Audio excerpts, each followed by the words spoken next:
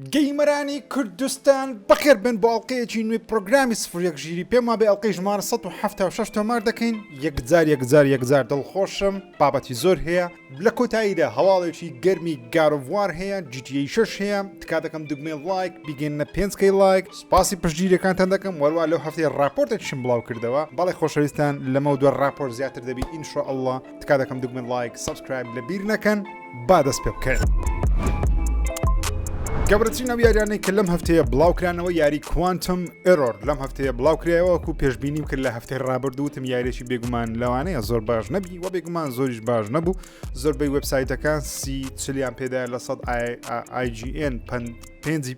50 پێدایە لە 100 و بەگشتی لە مێتاکریتێک نمرێت 36 وەرگرتیە زۆری ماڵپەڕەکان یەک قسە دەکەن ئەویش ئەوەیە کەوا یاریەکە کێشەی زۆرە نەک کێشەی تەکنیکی هەیە بەڵام کێشەی دیزاینی هەیە و لەگەڵەوە ژیارێکە نرخی $70 فول پرایسە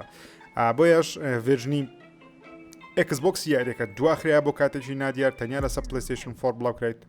تەنیا لەسەر PlayStation 5 بڵاوکرێتەوە بێگومانە یاریە شایانی کڕین نییە EA Sports WRC ئەمڕۆ 3 مانگ بڵاو دەکرێتەوە نمرەی 84 پێدراوە بەگشتی زۆربەی ئەو کەسانێک کە ڕیڤیویان کردێن نمرەی 85 90 هەندێک شوێنیش 99 پێداوە دەڵێن یەکێکە لە باشترین یاریە سری ئەنی ئەوانەی کە چێبەرچێ وەروەها لەو زۆر یاریانە شەکەوە جەماعەتی دێرت ڕاڵی زۆریان کەیف پێدێ لە بەرەوەی ئەوە هەر هەمان ستودیۆی کە یاری دێرت ڕاڵی دروست دەکەن ئەو یاریان دروست کردێت لە بۆ EA Sports یاریش سەرکەوتو دیارە و متعدیارە بەڵام بەداخەوە بگومام لەوەی زۆر نافرۆشێ نیتندۆ بەردەوامە لە بڵاوکردنەوە یاری و لەم هەفتەی یاریشی نوێ بڵاوکردەوە بە ناوی WarioWare Move It نمرەی 76 هەیە زۆربەی شوێنەکان نمرەی 7 بۆ 90یان پێداوە دەڵێن یاریی بە چێژی WarioWare واریۆگە نازانن پێچەوانەکەی ماریۆ یاخود خراپەکارە گەورەکەی یاخود ئەنتی هیرۆی ماریۆیە چۆن ماریۆمان هەیە چۆن سپایدەرمانمان هەیە و ڤێنەممان هەیە جاوە ڕۆڵی ڤێنەمەکە دەجێڕێ وەکو واریۆ ئێمەکەیە پێچەوانەکرایەوە یاریەکە ئێستا لەسەر Nintendo Switch بەردەستە ئەوەی کە سپرایزی کردم لە بڵاوکردنەوەکانی ئەم هەفتەیە یاری ڕۆبۆکۆپ ڕۆگ سیدی بوو تەمشا پێشبینی نەدەکرێت یارە نمرەی 70 وەرگێ بەڵام نمرەی 70 وەرگرتووە گەیمەران دابەشی دوو بەرەمون تۆم بڵێم ناوەڕاستەکەمان نییە یان نمرەی زۆر بەرزیان پێدا یان نمرەی زۆر نزمیان پێدا مەسەڵەن زۆربەی شوێنەکان چلیان پێدایان چاریان پێدایە لە دەی و هەندێک شوێنیش وەکو کینگەیمەر 90 پێدایە لە 100 یاخود لە 190 لە 100 یان لەو جۆرە یاریەیە هەندێک دەڵێن زۆر بەدڵمانش لە بەدڵمانیە دەڵێن گەیم پڵەیەکەی چێژبەخشە ئەگەر پێی بگەیت تۆزێک ئالۆزە وەروات کاتی دەوێتەوەکو لەگەڵ سیستمی یاریەکە ڕاندێت چووکە بە سیستمی یاری دیکە ناچی کە ئەوش پێم وایشتێکی باشە کە بە سیستمی یاری دیکە نەچی بەڵام لە هەما کاتدا پێویست ناکە گەیمەری زۆرماندی کە تەنیا بۆ ئەوەی میکانیزمەکە فێربی تاوەکو یاریەکە چێ جوورێ وەربگری مهم یاریەکە لەسەر PlayStation 5 هەفتای هەیە لەسەر Xbox 74 هەیە لەسەر PC 76 هەیە لە مێتاکریتێک با گەورەترین یاریش کە لەم هەفتەیە دەتوان بڵێم تاکە یاری گەورەیە کە لەم هەفتەیە بڵاو دەکرێتەوە و لەوانە تاکە یاری گەورەش بی تا مانجی 12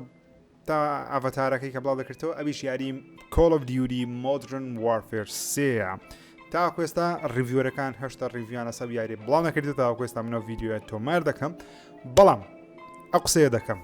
ئەو کەسانە یاریەکەیان کردیا ئەو یوتیوبەرانە یاریەکەیان تەواو کردیا لە تویتەری هەندێک قسەی خۆیان بڵاو کردەوە زۆربەی هەر زۆریان دەڵێن خراپترین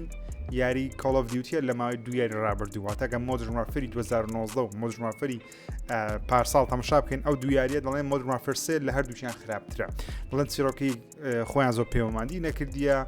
دەڵێن گرافیک ئۆکەیە زۆر باش نییە بەڵام چیرۆکی دەڵێن خراپە چێژیان لێ وەرنەگرتە زۆربەی ئەو یوتیوبەرانە دەڵێن نمرەی 6 یا 7 لەوانەیە لە مێتاکریتیک وەربگری و یاریەکەش ئێستا حالیان بە شێوەی early access بۆ کەسانی یاریەکەیان پێشوەختە کڕێ بە شێوەی early access ئێستا بەردەستە بەڵام بۆ گەیمەرانی دیکە لە دەی مانجی 11 بەردەست دەبی من وەکو خۆم بڕیارمدا ئەو ساڵ Call of Duty نەکڕم تاوەکو ڕیڤیۆرەکان دەبینم ئەگەر نمرەی 75 بۆ 80 لەسەرەوەی وەرگرت ئەگەری هەیە بیکڕم بەڵام لە خوار 75 یا 80 ئەوانەبی باوەڕ ناکەم ئەو ساڵ پارەی پێ بدەم لەبەرەوەی تۆزێک لە Call of Duty تۆزێک بێزارین زۆرمان کردی هەموو ساڵی Call of Dutyشی نوێ دەکڕم ئەو ساڵ لەوانەیە نەکڕم اوكي چاڕێمە بزانام مێتاکریتیک چ نمرەی وەردەگری و دەمە لێوەش پرسم Call of Duty Modern Warfare 3 دەکڕن ناکڕن لە کۆمنت بۆ چنی خۆتان بنووسن یاریەکانی PlayStation Plus لە بە مانجی 11 ئاشکراکریان کە پێم وایە لە مانگە باشەکانم زۆر باش نییە خراپیش نییە و زۆر خراپیش نییە لە مانگە باشەکان لەبەرچ لە قسەی دەکەم لەبەرەوەی یاریەکانی Mafia 2 Definitive Edition لەگەڵ Dragon Ball The Breakers لەگەڵ Aliens Fire Elites هەرسێ یاری لەو مانگە بەردەست دەبی لەبەرس دڵنەمان کە باشەکانە تەمشە مافیا دوو من یەکێکم لەو کەسان تاوە کەستا مافیا دوم نەکردیە ئۆکەی کاتی خۆی کردیتم بەڵام ئەو دیفنیڤیدیشنم نەکردیە سو ماوەکان کە ویسمە پلیستیشن پلس ئەکسترا بیکەم بەڵام کاتەکە بەسەر چوو لەوێ نەما نەمتوانی بیکڕم نەمتوانی بیکەم دەمویست بیکڕم بەڵام و ئەکید بووم دێتەوە سە پلیستیشن پلسی ئاسایی سو چاوەڕێم کرد و زەبەت ئێستا شاد ئێستا کاتی ئەوەیە هەرچەندە یاریگە لە زۆرە تاوام نەکردیە بەڵام کاتی ئەوەیە یاریەکە وەربگین هەر کاتێک کاتمان هەبوو یاری مافیا تو دیفینیتیڤ ئەدیشن ئەنجام بدەم کە پێم وایە یاریی زۆر بەچێژە لەبەرەوەی بەشی یەکەمی زۆر ڕاقی بوو دیفینیتیڤ ئەدیشنەکە هەرچەندە بەشی دووەمی تەنیا ڕیماستەر و ڕیمەیک نییە بەڵام هەر بەچێژە ئەنجامی بدەن دراگن بۆڵەکە زۆر زانیاری لەسەر نییە بەڵام ئێلیەنز فایر تیم ئیلیتس ئارە جوولانێت تاقی دەکەینەوە بزانین چ دەبین چەندیارێکیش بەم زوانە دێرە سەر گەیم پاس کە چەندیارێکی تێدا بەڵام مانگەی پێمانی و مانگەشی زۆر باش بی لەوە گەیم پاسی وایلد هارت کە یاریی نوێە دێتە سەر گەیم پاسی ئەویان لەوانەیە یارێک بیشان تاقیکردنەوە بی فوتبۆل مانەجەر دێتن بەڵام فوتبۆل مانەجەر کردنی فوتبۆل نێت تەنیا مانێجی دەکەین کە ئۆکەی like a dragon دێتن سەر گەیم پاسی کە یاریی نوێیە the man who erased his name ئەوانی دیکەش یاری ئۆکێ ینی زۆر بەقۆت نییە زۆر خراپ نیە شەو بزانین سڕۆ گەورەترین هەواڵی پلیستیشنیش لەم هەفتەیە کە بڵاو کرایەوە گەڕانەوەی کریتۆسە ئایا بۆ جارێکی دیکە کریتۆس دەگەڕێتەوە یا خودنا بەباسی بکەن لەم هەفتەیە چەندین ماڵپەڕی ئیسپانی بە تایبەتی بەناو بانکترینیان بە ناوی ئێرۆ یۆنس دۆت .es کە بەناوبانگترین وبسایتی تەکنۆلۆژیا و ڤیدیۆگەیمە لە ئیسپانیا یاخود بە زمانی لاتینی ئیسپانی بڵاو دەکرێتەوە لەم هەفتەیە مەقالەیەکیان بڵاو کردەوە دەڵێن God of War یان بە شێوەی DLC تا کۆتایی ئەمساڵ ئاشکرا دەکرێت یان God of War-ی نوێ هاوشێوەی سپایدەرمانەکەی مایلز مۆراڵز واتە یاریی بچووک کەمتر لە یاری تەواو و درێژ لە تا کۆتایی ئەمساڵ ئاشکرا دەکرێت و پێشبینی دەکەن ساڵی داهاتوو بڵاو بکرێتەوە جا دەرهێنەری یاریەکە ئێرک ویلیامز چەندجارێک ڕایگەیاندوە کەوا DLC بۆ یاری God of War Ragnarok بەردەست نابی کەواتە ئەگەر DLC بەردەست نەبوو کەواتە کاتی چییە کاتی ئەوەیەکەوە یاریی بچووکی هاوشەوەی مایلز مۆراڵس بۆ جیهانی God of War Ragnarok بەردەست بێ جا ئەو قسەیە مانای چیە بە بۆتان شیکەمەوە God of War Ragnarok بێگومان ئەو کەسانی بینیوتیانە ئەو کەسانێک کە کردویانە دەزان چیرۆکەی چۆن کۆتایی پێدێ دێتان سپۆیل ناکە بەڵام چیرۆکەی بە دوو شێوە کۆتایی پێدێ شێوەیەکیان باسی کارکتەرێک دەکا ژیانی ئەو کارکتەرە چی بەسەردێ شێوەکەی دیکەش کۆتاییەکەی دیکەش باسی کارکتەری کریتۆس دەکا کە ئەو چی بەسەردێ جا تەواوکردنی هەر یەکێکیان دەکرێت بکرێتە یاریەکی سەربەخۆ بەڵام چیرۆکی هەردیەکەیان تاویش بکەین نابتە یاریی تاونوێ بۆ نەبستنە مەسڕیان بستنە شوێنێکی دیکە پێم وایە پێشەوەی بستنە پانتیۆنێکی دیکە جیهانێکی دیکە پێویستیان بە کورتە چیرۆکێکە تاوەکو بزانین چی بەسەر دێتەوە اینجا دەگەنە شوێنەکەی دیکە و لەوانێت لەو یاریە بچووکەش ئاماژەیەکمان پێ بڵێن کەەوە کریتۆس یاخود ئەیتریەز یان ئاگرابۆدا یان هەر کەسێک کەەوە چۆن دەستنە شوێنێکی دیکە بۆ نموناگەر مەسڕ بێ جا ئەو یاریە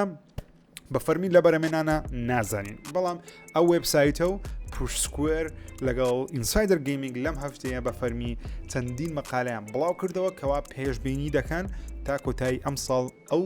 ڕاگەنراوەی God of War Ragnarok بڵاو بکرێتەوە کە من وەکو خۆم پێم وایە دەیبینین لەبەرسش دەڵم دەیبینین لەبەرەوەی ستودیۆی سانتا مۆنیکا لەو کاتێک God of War Ragnarok-یان لە پارساڵ بڵاو کردەوە و تاوەکو ئێستا بێدەنگن کۆری باڕۆک بێدەنگە تەنانەت دە تویتەر هەر وجودی نییە وەکو جاران جا عادەتێکیان وایە بە تایبەتی کۆڕی باڕۆک دەرهێنەری God of War 2010 کە کاری دەرهێنانی لە بۆ God of War 2022 نەکرد باڕۆک هەموو جارێ خۆی بێدەنگ دەکا ماوەیەک دوایە بە سوپرایزەک دەگەڕێتەوە جا هیوادارم ئەو جارە ژوابی بەڵام تاوەکو ئێستا نازانین کە چڕ دەدا سەو پێشبینیەکانمان لە گەیم ئۆوەرزی ئەم ساڵ لە ئیڤنتی خەڵاتی یاری ساڵ God of War نوێیەکە ئاشکرا بکرێت بەڵام ئایا دووبارە دەیڵێمەوە ئایا God of War-ەکە DLC یان تەنیا سپین ئۆفێکی بچووکە یاخود ئەکسپانشنێکی گەورەیە کرایتە وەکو DLC لە DLC گەورەترەکە وەکو مایلز مۆراڵسە مەبەستشمان لەوەی کەەوە ئەوەیەکە مەسەن یاریەکە لە نێوان 10 بۆ 12 کاتژمێرە نەک یاریەکی 30 کاژمێری بی لەوانێ 10 کاژمێر بی 12 ئەو پەڕی 15 کاژمێر بیەکەن هەموو شتەکان تەواوکەی بەڵام چیرۆکە گشتێکە لەوانەیە 8 بۆ 10 کاژمێر بی کاتە یاریشی تۆزەک بچووکە و نرخشی لەوانێ $70 نەمی تەنیا 40 یا $50 so God of War Ragnarok DLC یان یاریێکی نوێ دڵخۆشی بۆی یاخودنا لە کۆمنت بۆ زمینی خۆتان بنووسن من وەک خۆم ئامادەمە لە بۆ God of War چی نوێ بەڵام زیاتر حەزم لەیە بستە پانثیۆنێکی دیکە تۆزێک لە نۆرسی بێزار بیمە ماوەی لەبەرەوەی 2000 یاری God of War Ragnarokم تاو کردیە بە کۆمپلیتی وەرەوە فیلمەکانی مارڤڵیش هەر لەسەر نۆرس مەثۆلۆجیە بۆ زۆربەی مسلسلەکانی ئێستا لە جیهان یاریەکان لەسەر نۆرس مەثۆلۆجی سەو پێویستمان بە پانثیۆنێکی دیکەیە پێم وایە گە بستە مسر ئەیترێسی تێدا نەبی تەنیا کرۆیتۆز بی پێم وایە بردنەوەیەکی گەورەیە لە بە هەموو گەیمەران هیوادارە مەشتەش ڕووبدا ناڵێم ئەیترێس کارکتێکی خراپە خۆشە بەڵام حەز دەکەین God of War کرۆیتۆس بە عەسەبیاتی بە تووڕێی خۆی بیبینینەوە بە تەنیا نەک لەگەڵ منداڵەکەی بۆ شێوازە نەرمی بکاتەوە دەبارێت تووڕەبی هێرش کاتە سەر هەموو خوداکانی مصری کۆنی فرعونەکان هەمویان پارچە و لە ناو ببە نەک فێرە دەرسی گەورەبی لەسەر ژیان باسونی خۆتان لە کۆمنت بنووسن ئاورانی خۆشەویستم بزانین چ ڕوو دەدا دەرهێنەری یاری سپایدەرمان 2 لەم هەفتەیە بە فەرمی ڕایگەیاندکەوە یاری وۆلڤرین ئەو یاریکەوە ئینسۆمنیاک لە دوای سپایدەرمان 2 بڵاوی دەکاتەوە بەشێکە لە جیهانی سپایدەرمانەکەی ئینسۆمنیاکی مارە بۆدا شیکەمەوە یعنی چییە سپایدەرمان 2 من خۆم ئێستا حالیان خەریکم بەڵام تاوام نەکردیە لە بەرەبەری ناوەڕاستەکەمە بەڵام دەزانم کۆتاییەکەی باسی چی دەکات تۆزێک لە خۆم سپۆیل کردووە شتانە کە پێش ناخۆش بۆی ڕێ مهم چیرۆکی بە شێوەیە کۆتایی پێدێکەوە ڕێک ئامادەکاری دەکات بۆ چیرۆکی سپایدەرمان 3 بەڵام پێشەوەی سپایدەرمان 3 بڵاو بکرێتەوە وۆلڤرین لەلایەن ئینسۆمنیاک بڵاو دەکرێتەوە جا وۆلڤرین خۆی بەشێکە لە جیهانی مارڤڵ لە مارڤڵی MCUش وۆلڤرین دێتە ناو MCU ماوەیەکی دیکەم بەڵام چۆن دێ بە چ کارکتەرێک دێت چێ ڕۆڵەکەی دەجێڕێشتە دیار نییە چکە جیاواز دەبێت لەگە دێت پڵسەی جا وۆلڤرینەکەی ئینسۆمنیاکی بەشێک بی لە سپایدەرمانی لە ناو جیهانی سپایدەرمانی بی کەواتە جگە لە وۆلڤرینی چەندین کارکتەری دیکەش دەبینین لە یاری سپایدەرمان 2 چەندین کارکتەری جیاوازیش دەبینین ئێستا زیاتر هەندێککە باسی دەکەم کە یەک کارکتەرێکی دیکەش لە پلانە لەوانێت لە یاری داهاتوو باس بکرێت بەڵام وۆلڤرین بێ کەواتە شتێکی سەرنجڕاکێش دەبێت لەوانەیە لە یاری وۆلڤرینی سپایدەرمانی تێدا نەبی یاخود زۆر بە کورتی ئاماژەیەک بە ئەو جیهانە بکە بە شاری نیویۆرک بکەوە سپایدەرمانی تێدایە بەڵام دڵخۆش دەبم ئەگەر ببینم سپایدەرمان لە وۆلڤرینی بەشدارە یان DLC-ێک لە بۆ یاری سپایدەرمان 2 بڵاو بکرێتەوە ئاماژەیەک بە وۆلڤرین بکە ئەوە وا دەکە یاری وۆلڤرین زیاتر بەفرۆشێ هەرچەندە پێم وانیە وۆلڤرین پێویستی بە ڕێکلامێکی گەورە بیت لەبەرەوەی یەکێکە لە کارکتەر هەرە بەنامبانکاری جیهانی کۆمیک بووکی مارڤڵ و فیلمەکانی مارڤڵ کاتێکە لە سەردەمی فۆکس بڵاو دەکرانەوە ئەکسمێن بڵاو دەکرانەوە هیوادارم وۆلڤرین زۆر بە جوانی تەعاملی لەگەڵ بکەن بە جوانی بیهێنە ناو جیهانی سپایدەرمانی و یەک دوو ساڵیش بکەن زۆر خۆش دەبێت هیوادارم ئۆکەی حەز دەکەی وۆلڤرینی ببینی ئێستا لە ناو سپایدەرمانی یا حەز دەکەی بە سپرایز سپایدەرمانی ناو وۆلڤرینی بینی لە کۆمنت بۆچوونی خۆتان بنووسن وێبسایتی پوش سکوێر چەند زانیاریی نوێ بڵاو کردەوە لەسەر ئەو وێنەیەی کەوا لە بۆ شوێنەکە لە بۆ یاری سپایدەرمان 2 بە ئەپدێتێک زیاد کرا ئەویش بە ناوی نیلسن ئەند مێردۆکە بێگومان مێردۆک مەبەستی دێردێڤڵە ناوی ڕاستەقینەکەی دێردێڤڵە و کەواتە دێردێڤڵیش لە ناو جیهانی سپایدەرمانی هەیە کەوا لێرە ئاماژەیەکە بەوەی کەوە دێردەڤڵ لەوانەیە بە شێوەی DLC بێ یان لە یاری داهات دێ بەس زیاتر من بیرۆکەم وایەکەوە بە DLC دێ هەرچەند دێردەڤڵ کارکتەرێکی زۆر گەورەیە هیوادارم یاریشی بۆ دروست بکەین ئینسۆمنیاک بەڵام جارێنا وۆلڤرینەکەمان بداتێ ئەوجا بەس میهیم لەوانەیە بەم زوانە DLC-یەک شتێک لەسەر دێردێڤڵ ببینین بێتە ناو جیهانی مارڤڵەکەی ئینسۆمنیاکی لەسەر پلەیستیشنی سۆنی کۆمپانیایکی کڕی بەڵام کۆمپانیاکە پەیوەندی بە ڤیدیۆ گەیمەوە نییە کۆمپانیایکی کڕیوە بە ناوی iSize کە کاریان بڵاوکردنەوەی ڤیدیۆیە و وەربە تەعاملکردن لەگەڵ ژیری دەستکرد بۆ ڤیدیۆ ژیری دەستکرد دۆشتانە تێکەڵەکە هێشتا دیار نییەکەوە سۆنی ئینتراکتیڤ ئینتەرتەینمنت یاخود SRE ئەوەی کە پەیوەندی بە یاریەکانەوە هەیە ئەو بەشەی سۆنی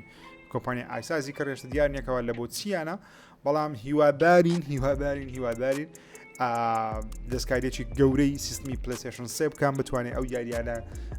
بەشیر شێوەکان بهێنێتە سە پلیستیشن 5 هیوادارم لە بەوە مەبەستیان بی کەلازان بەوە مەبەستیان یاخودنا سەو بزانین سڕۆدا ڕکلامێکی نوێی پلیستیشن نوێیەکە بڵاوکرێتەوە کەوا دەڵێ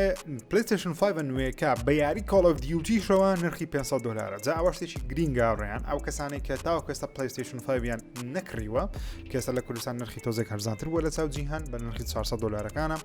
بەڵام ئەگەبەتمای پلیستیشن 5 نوێیەکەی تۆزێک چاوەڕێ بکە ئەو پلیستیشن 5 دێ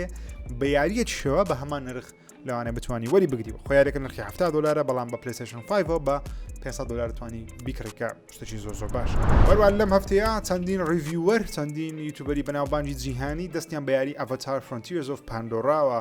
گەیشت و هەندێک فەرست ئیمپرشنیان هەیە واتە هەندێک قسە و باسی سەرەتاییان هێرە سە یاریەکەی پێیان وایە یاریەکە چیە بەگشتی دەڵێن یاریەکە یاریەکی یوبیسۆفتە هاوشێوەی زۆرینی هەر زۆر یاریەکانی یوبیسۆفتە بەڵام ئەوەی سەرنجڕاکێشە سێتینگەکەی ئەواتە جیهانەکەیە کە جیهانەکەی ئەمریکانیە بە دارستانەکانی ویلایەتەکانی ئەمریکانیا بەڵکو دارستانێکی تاوا جیاوازە هەندێک میکانیزمی نوێی تێدا جیاوازە بەڵام بەگشتی دەڵێن چیرۆکەکەی بەو شێوە سەرنجڕاکێش نییە سەرەتا بەڵام بزانن ڕوودەدا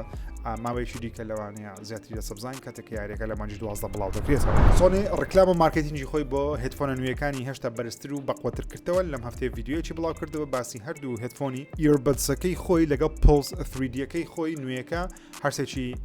بڵاو کردەوە کە هەردووچی بڵاو کردەوە کە هەردووچیان زۆرە تەکنەلۆژیایشی نوێیان تێدا بۆ ئیقاعی دەنگ کەوا دەکە مەسەن بەو نوێیاری چۆک سوپارماین دەکەی دەنجی سپایدەر وێبەکان کاتەکە دیتەقینی تۆزێک وەکو دەڵی هەز بە هەزێک دەکەی لە ناوجێت کەەوە پەیوەندی بە و مەسەن حرەکەیەوە هەیە نرخیان هەرزانیە بەداخەوە بە تایبەتی ئیربەدزەکەم زۆر حەز لێ بەڵام نرخی تۆزێک گران دەبی لە دەوری $200 هێدسێتەکە نرخی $150 کە پێم وایە هێدسێتەکە نرخی گونجاوە بۆ ماسفاتە بی کە سۆنی باسی دەکە کە زۆر پرۆیە بەڵام ئیربەدزەکە کە من زۆرم حەزدەیە لە بەرەوەی یەک تاچ توانین لە جێبکەی یاری خۆت بکەی و لەگەڵ پلیستیشن 5 بەبێ کێبڵ کۆنێک دەبی بە وایرلێس و شتانە شتێکی خۆش دەبی لەبەرێ سۆنی ڕێگەنادا تۆ مەسەن ئێرپۆدزی خۆت لە ماڵێ لەگەڵ پلیستیشن 5 کۆنێکت تەنیا دەبی ئەو ئێربەدزی لە بۆ بکڕێت نرخی تۆزە گرانە پێم وایە $200 زۆرە ئەگە بە 150 بە من دەمکڕی یەکەم کەس بەڵام $100 تۆزەک پێم وایە زۆرە تاکە کۆمپانیە کە تاوەخوێستە کارمەندەکانی خۆی کەم نەکردبەوە لە ماوەی چەند مانجی ڕابردوو کۆمپانیای سۆنی بوو و سۆنی جەستە دەستی بە هەمان شت کردیە هەرچەندە سۆنی نییە بەڵکو ستودیۆی بەنجیە دروستکەرانی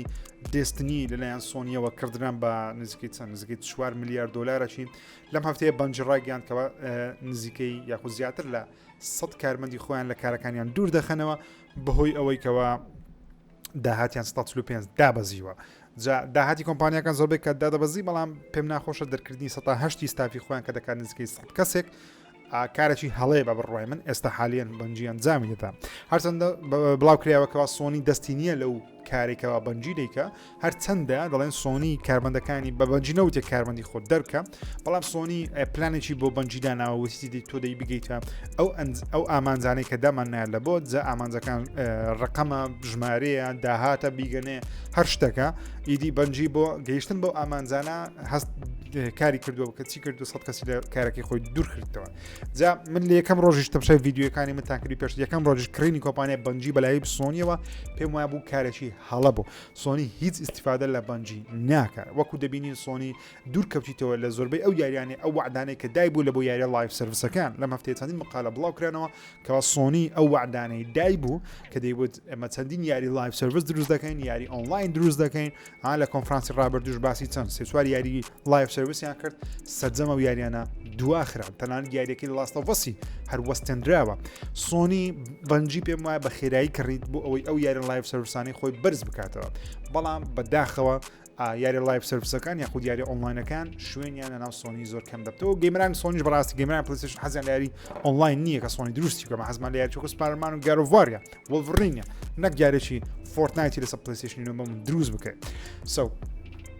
بەنجی پێم بوو هۆکاری سەرچی بوو ئەوە یاریێکی کە بڵاستەفەسی کانسڵ کرایەوە لەبەرەوەی ئەوان ڕیان لە یاریەکەی نەبوو سۆنیش بەنجی کڕێ بۆ ئەوی سەرپەرشتی یاری ئۆنلاینەکانی سۆنی بکە لە داهاتوو وەرا جیم ڕایان سەرۆکی ئێستای پلیستیشن کە لە مانجی سێ خانشین دەبی پێم وایە هۆکاری سەرچی خانشین بوونی و دوورکەوتنەوەی لە سۆنی بۆ ئەو خاڵە دەگەڕێتەوە کەوا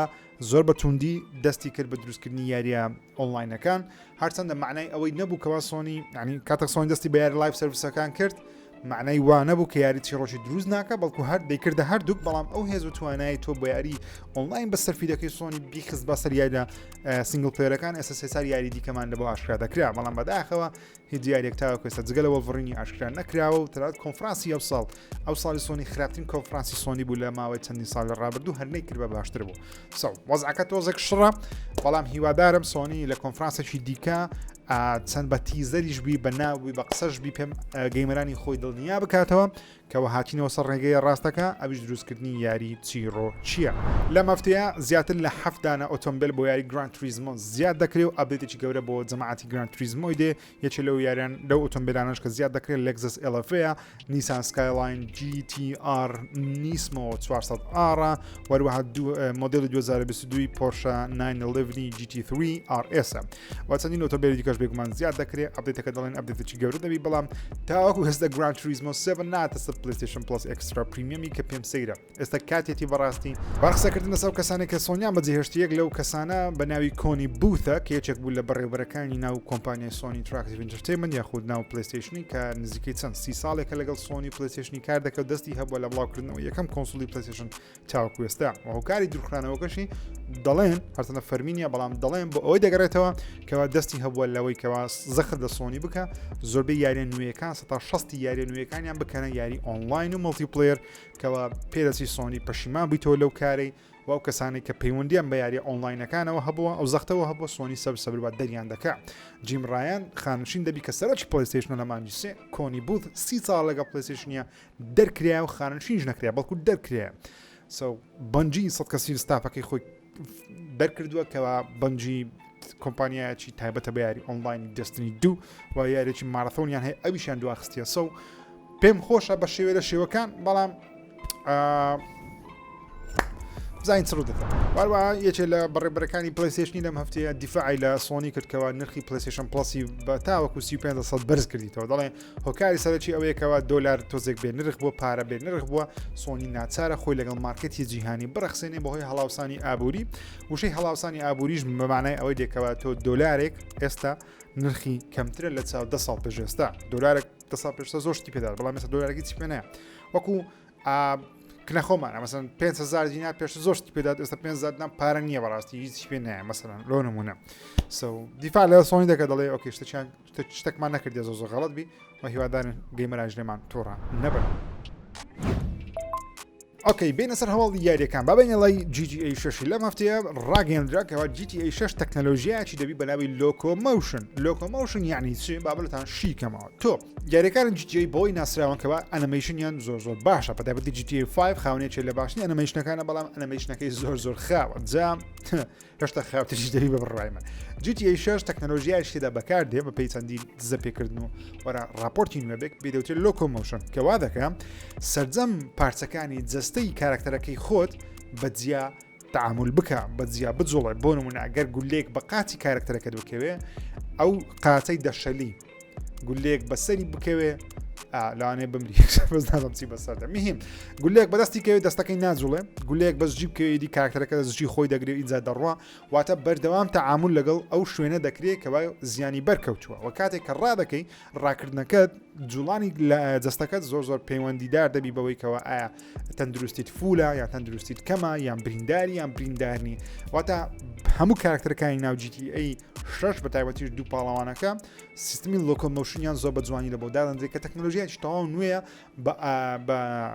R9 ئینجینی کە ڕۆکستار ئینجینی پێدەوترێ و یا ئەو ئینجینەی ئەو پرۆگرامێکەوە یاریەکان GTA دروست دەکات لۆکۆمۆشنی بۆ زیاد کرێن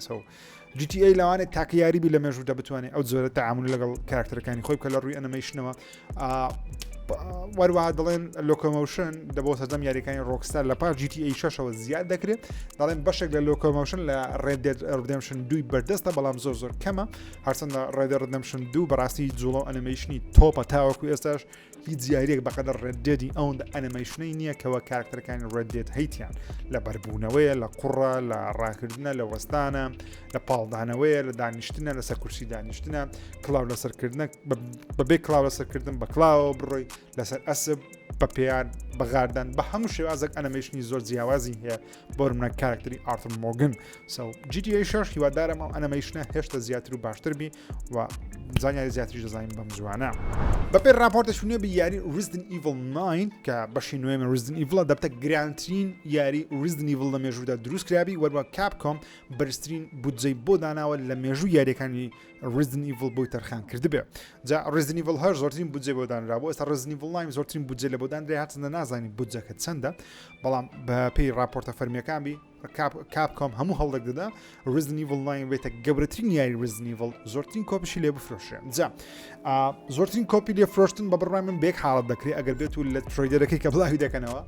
لیۆنی تێدابیان ئاماژەیەک بە لیۆن ئێسکەنەدی تێدابێکە پێویستە تێدابی بەڕاستی لە بەروی لە بەشی هەفتم نە لە هەشتم لیۆنمان نبینی بەڵام کاراکتەرەکانی دیکەمان بینی وەنە کریسمان بینی هیوادارم لیۆن ببینین بگەڕێتەوە سەر زنجیرە ڕێچکەیە ئەسلێکە هەرچەندە Resident Evil 9 دەڵێن کەوا دوایاری هەرسێ وەرز دوایاری ئەو تریلۆجە دەبی واتە کۆتایی بە چیرۆکی Resident Evil 7 و 8 دەهێنێت لە نوۆی وەروە کۆتاییەکی زۆر باشش دەبی بۆ سەرجەم یاریەکان Resident Evil لە مێژوو دەتاوە کوێستا بڵاو کرێنەوە بەڵام دەستپێکی چیرۆکێکی نوێ دەبێت واتە Resident Evil 9 کۆتایی سێ بەش ڕابردووە دوو بەش ڕابردووە بەڵام دەستپێکی Resident Evil 10 و 11 و 12 دەبێت کە تریلۆجێکی دیکەنە Resident Evil 1 و 2 3 چیرۆکێکی تایبەتیان هەبوو لە 4 و 5 و 6 چیرۆکێکی دیکەی تایبەتیان هەبوو بەڵام هەمووی پێکەوە کۆنێکت بوو 7 و 8 و 9 بە هەمان شێوە تایبەتن بەڵام هەر پەیوەندیدارن یا ڕابردوو 10 و 11 و 12 چیرۆکێکی تاوان نوێت دەبی جا هیوادارم لە Resident Evil 9 کۆتایی پێبێ Resident Evil دەمان نەبی بەڵکو بێتەوە سەر تەنیا ناوەکەی بتە Resident Evil دواتە Resident Evil 2 Resident Evil 3 هیوادارم ئەو های لێ بکەن نەک دا 11 12 13 15 تا کەنجینە دەڕۆی Resident Evil 9 بەپێی ئەو دەنگۆیان نەبی لە 2024 ئاشکرا دەکرێت یان لە کۆتایی 2024 بڵاو دەکرێتەوە یان لە 2025 من پێم وایە بەکو خۆم لە هاوینی 2024 یاریەکە ئاشکرا دەکرێت لە سەردەمی لە کاتی کۆنفرانسەکان لە 2025 بە فەرمی بڵاو بکرێتەوە حەقسەکردن لەسەر کاپکۆم بە فەرمی ڕایگەیاندکەوە یادێکی گەوریان ماوە تاوەکو بەهاری 2024 بڵاوی دەکەنەوە واتە لە مانجی 11 ئێستا تا مانجی 3 و 4 2024 یاریەکە بڵاو دەکەنەوە جا یاریەکە چییە هێشتا نازانین تەنیا دەڵێن Major Announced Game واتە یاریی گەورەی ئاشکرا نەکراو بگمان Resident Evil نابی لەبەرەوەی تازە باسمان کردکەوە Resident Evil 9 کاتێکی زۆر زیاتری پێویستە بگمان من بە بڕای خۆم یان Final Fantasyشی بچووکە یان Monster Hunterێکی جیاوازە یان یاریەکە کە نازانم یاریشی تاڵ جیاوازبی بە سوپرایز بڵای بکەنەوە یان ریمیکی Resident Evil 5 بی Resident Evil شتەکی جیاوازبی کۆد ڤڕانەکە و ئەوانەبی هێشتا نازانین بەس میهیم Resident Evil نوێبی باوەڕ ناکەم بەس هیوادارم ریمیکی Resident Evil 5 بی برێچێکە لە یاریە خۆشەکان بەڵام تۆزێک ترسناکتری بکەن و ئەکشنەکەی کەمتر بکەنەوە لە بێژە باسی ستودیۆ From Softwareمان نەکردووە بە باسی بکەین لەم هەفتەیە بە فەرمی ڕایگەیاندکەوە بەرەمێنانی DLC Shadows of Erdtree لە بۆ یاری Elden Ring زۆر بە نەرمی و بە جوانی بەڕێوە دەچی و تاوەکو ئێستاش بێگمام ئەشیان نەکردو کەکەی بڵاوی دەکەنەوە جا تاوەکو ئێستا یەک وێنەمان هەیە لەسەر Shadows of Erdtree کە DLC کە ناو جیهانی Elden Ring جا نازانین باسی ئێستای Elden Ring دەکا باسی دوایە دەکا باسی بیدایەت دەکە چکە کۆتاییەکەی یاری Elden Ring تان بینی دەزان کە جیهانەکە چی بەسەرتێ لە پاشەی باوەڕ ناکەم ینی چیرۆکی دیکە دروستبی لەوانەشە دروستبی بەس نازانم چڕ دەدا بهێم پێم وایە بە بڕای خۆم باسی ڕابردوو دەکە بە بڕای من باسی ڕابردوو بکە خۆشتریش دەبی چکە ڕابردوێکی زۆر قوڵی هەیە Elden Ring کە لە یاریەکەی باز نەکرێت تەنیا ئاماژەی پێدەکرێت هیوادارم Shadows of Erdtree شتێکی لە بابەتی باس بکە و بەڵام لازانین بە بڕای من هێشتا نازان کەی بڵاو دەکرێتەوە بەڵام بە بڕای من لەوانەیە لە مانجی 3 بۆ 6 2024 ئەو DLCە بڵاو بکرێتەوە بینە لای Far Cry و Ubisoft هەفتەیە بە فەرمی ڕایگەیاندکەوە چی دیکە ئەپدەیت لە بۆ یاری Far Cry 6 نانێرن و یاریەکە ئێستا تەواو بووە هەموو کارەکانی تەواو بووە خەریکی یاریێکی دیکە دەبن Ubisoft لەو هەفتەیە لە ڕێگەی تویتەری Far Cry Gameەوە بە فەرمی تویتێکی کرد دەڵێ سوپاس بۆ ملیۆنان کەسکەوە بەشدار بوون لە بڵاوکردنەوەی یاری Far Cry 6 و ئەوشتانە دەڵێ ئێستا ئێمە تەواو کۆتاییمان بە بەرەمێنانی و یاری هێناوە ئەو قسەیەش مانای ئەوەی دەگەیەنی کەەوە ئێستا حالیان دەستپێکی دروستکردنی Far Cry 7 هەرچەندەمان پێشتر لێ سفرێک ژیری باسم کردووە کەەوە Far Cry 7 لە بەرەمێنانە نزیکەی ساڵێکە لە بەرەمێنانە بەڵام کی بڵاو دەکرێتەوە شتا نازانی بە بڕای من 2025 دەبی هیواداری شم 2025 بڵاو بکرێتەوە نامێت 2024 Far Cry 7 بڵاو بکرێتەوە لەبەر Ubisoft تۆنێک یاری هەیە 2024 بڵای بکاتەوە Far Cry 7 بابستە 2025 بەڵام یاریشی نایابی لە Far Cry 6 باشتر بێتنە Far Cry 6 باش بوو بەڵام لەیش باشتر بی هێشتا باشتر و خۆشتر دەبی Ubisoft ڕاگەیاند کەوات سێڤەری چەندین یاری کۆنی خۆیان لە مانجی یەک دابەخەن هەر یەکە لە یاریەکانی Assassin's Creed 2 لەسەر Xbox 360 Assassin's Creed Brotherhood لەسەر Mac Assassin's Creed Liberation HD لەسەر PlayStation 3 و Xbox One Assassin's Creed Revelation لەسەر PC Ghost Recon Future Soldier لەسەر PC Heroes of Might and Magic 5 6 لەسەر PC یاری NCIS لەسەر PC Ruse لەسەر PC Splinter Cell Conviction لەسەر Xbox 360 وەروە Trials Evolution لەسەر PC سێڤەری ئەو یاریانە داون دەبی لە سەرەتای 2024 لە 25 یەک سێڤەرەکانیان نامینێ بۆ کەسانی کە حەزیان لێو یاریانە بەشێ ئۆنلاین بکەن لە ئێستاتوان لە بەخۆتان تاقیکەنەوە ئەگەر نادەو کاتە ئۆفلاین دەبن شتێکی قۆڕیان کرد لەو هەفتەیە بە فەرمی ڕاگەیەندا کەوە یاری Disney's Dreamlight Valley کە پێشتر فری تو پلی بوو بەشەی ئەڕی ئاکسس بەردەست بوو دەڵێن فری تو پلیەکە نامینێ و دەبتە یارێکی بە پارە ئۆکێ یاریکردە بە پارە بەڵام هێشتا باتڵ پاس و ئەو شتە قۆڕقۆڕانەی تێدا دەبی ئەکسپانشن و دیڵسیان شتە قۆڕانی تێدا دەبی خۆی یاریەکە زۆر سەرکەوتو نییە تاوا ئێستا بەڵام تە پارە پێم وانی هەر زۆر سەر خراپتریش دەبی و هیوادارشم شکست بینی لەبەرەوەی دیزنی کەماومێن لۆ یاریێکی فری تو پلی دەکەی پارە زۆربەی یاری بە پارەکانمان دەبنە فری تو پلی نەک بە پێچەوانەوە ئەپدەیتێکی نوێ لە بۆ یاری Payday 3 دواخرا بڕیار لەم هەفتەیە بەردەستبی و گەیمەران بەگشتی لێ ناڕازینە دەڵێن Payday 3 یارێکی باشە بەڵام کێشە تەکنیکیەکانی وای کردووە ژمارە گەیمەرانی یاری Payday 2 ئێستا زۆر زیاتر بی لە Payday 3 لە سیستیمی گەیمەرانی Payday 2 ئێستا زۆر زیاترن لە Payday 3 کە بەداخەوە یاری نوێ گوناهەوەی لێبێ جەماعەتی فۆرتنایتی ئەوانەی ڤیبەکی دەکڕن بە بەردەوامی ڤیبەکسەکانتان نرخی گران دەبی لە ئەوروپا و لە چەند وڵاتێکی جیاوازی جیهانی بۆ نمونە لە ئەمریکای نرخی ڤیبەک لە $8 دەبتە $9 لە بۆ ڤیبەکی $1000 دێتە سەری لە بۆ ڤیبەکی 2800 نزیکەی چەند $2 گران دەردەبی لە بۆ ڤیبەکی 5000 نزیکەی چەند $5 گرانتر دەبی لە بۆ ڤیبەکی 13000 کە پێشتر بە $90 پێشتر بە $80 بوو دەبتە $90 واتە $8 نامینێ دەبتە $9 هاتە سەر مانە شتان پێ ببینن $2 چیە بە زۆر دەکەم ئەگەر $10 چی بدەی $10 ڕێمەدی بە فەرمی ڕاگەیاند کەوا خەریکی دروستکردنی 2 DLC لە بۆ یاری Alan Wake 2 و زۆر دڵخۆشن بە سەرکەوتنی یاریەکە و دەڵێن ئەکسپانشنی یەکەم بە ناوی Night Springs دەبی ئەکسپانشنی دومیش بە ناوی The Lake House دەبی واتە یەکەیان پەیوەندی بە Alan Wake-ەوە هەیە یەکەیان پەیوەندی بە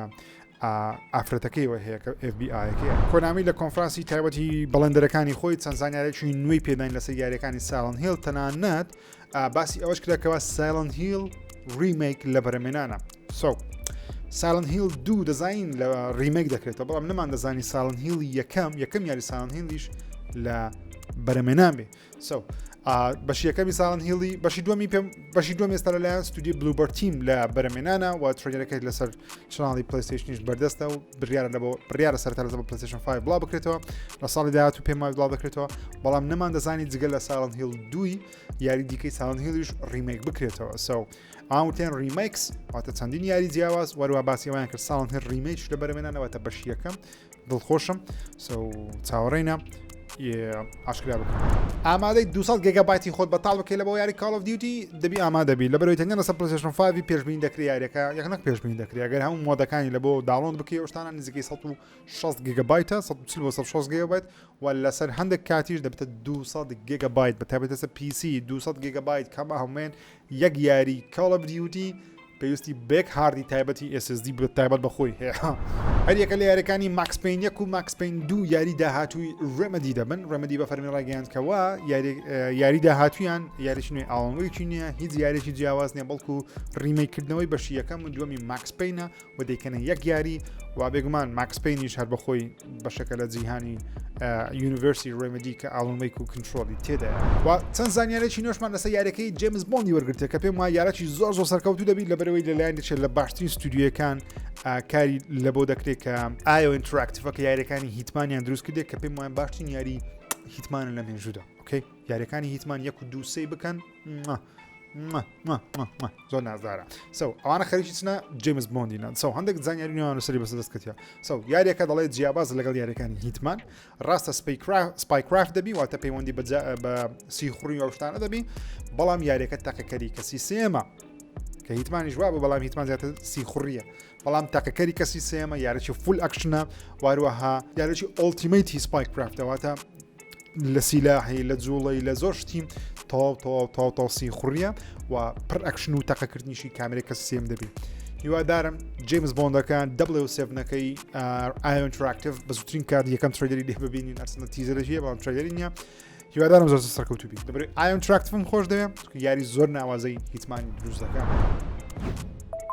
ئۆکەی بینە لای هەواڵەکانی Xbox گەورەترین هەواڵی Xbox باسی بکەم بێگومان ئەوەیەکەوە ئەگەر کۆنترۆلەری نافەرمی Xboxت هەیە و ئەکسسەری نافەرمیت هەیە یدی لەمە دوای ئیش ناکەن بای هەمووی ئیش ناکە مەقسەدمان چییە ئەگە تو Xbox One هەیە Xbox Series هەیە ئەگە کۆنترۆلەرێکت لە بازارە لە بۆ کڕی بە 10,000 ناری کە فیکە کە تەقلیدە ئیدی لەوانەیە ئیش ناکە لەمان جیازە ڕادەوەستن شتانە هەرمووی تۆ پێویستە بچی کۆنترۆلەری ئەسلی بکڕی یان ئەو کۆنترۆلەرانە بکڕی کەەوە مایکرۆسۆفت بەخۆی ڕێگەی پێدایە دەزانم شتێکی زانجە جا کێشەکە ئەوەی ئایەوە هەموو کۆنترۆلەکان چنەوە دەگرتەوە واروەها لەگەڵ ئەوەشکەوە ئاکسسەریەکان مەبەستی چی دیکەیە خۆی فۆنیش هەر ئاکسسەریە بەڵام هیتفۆن دەبی کار بکە بەرەوەی لاقی بە هیتفۆن دانیە بەڵام هارد و تەرتیبات وشتاش لە کار دەکەوی ناکەوی نازانین کەی باری پڕیارە لەو یەک ڕۆژەی کاتەکەەوە کۆنترۆلەکەت لە کار ڕاوەستە بزانە هەمشکلەکەت ئەوەیە کە کۆنترۆلەکەت ئەسلی نییە لەم هەفتەیە گەیمەرانی Xboxی زۆر تووڕەبن بە تایبەتی ئەو کەسانێکەوە کۆنسۆلەکەیان پێکرد یەک ڕیکلامی گەورە هاتە سەر شاشەیان شاشەکەی هەموو داپۆشت گوتی بە $70 تکە یاری Call of Duty Modern Warfare 3 بکڕە گەیمەران زۆر تووڕەبوون لەو حرەکەی مایکرۆسۆفتی لەبەرەوەی تۆ تازە کۆمپانیای ئاکتیڤیژنت کڕیە تۆ دەبوایە یاریەکانی Call of Duty بکەیتە فری لەسەر Xbox Series نەک ڕیکلامێکی وازە بەلاحی فولسکرین لە بۆ بکەیت بڵێ بە $70 یاریەکە بکڕە کێشەکە ئەوە نییە باشە لەسەر پلیستیشن ڕکلانە بۆ یاریەکان دەکرێت بەڵام قەت شاشەی کاملدا ناپۆشن داپۆشینی شاشە بە کاملی کاتێکە کۆنسۆلەکەت پێ دەکەی یان سویچ یوزەر وەشتان دەکەی شتێکی زۆر ناشیرنە پێم وایە یعنی ئەو پەڕی بێڕێزیە بەرامبەر بە گەیمەر دەیکەی تۆ گەیمەرێکت هەیە $600 $500 بەو کۆنسۆڵی توودایە تۆ ڕکلامێکی فولسکرینی پێپشان کە پێمانە ئۆکێ ڕکلامی بکە بە بچوکی لەلایەک یان ناو ستۆرەکەی بە پلیستیشن بە گەورەی ڕکلامی خۆی دەکە بەڵام قەت شاشەی بە تەواتی داگیر ناکە بە زۆری ڕکلامەکە بێتە ناو چاوە ئەو شتێکی غەڵەت ئۆکێ خۆشەویستانم بەرنامەی سفرێک ژیریم پێشکەشکردن تا ئەڵلقەی داهاتوو بەخوای گەورتان دەسپێرم خوداتان لەگەڵ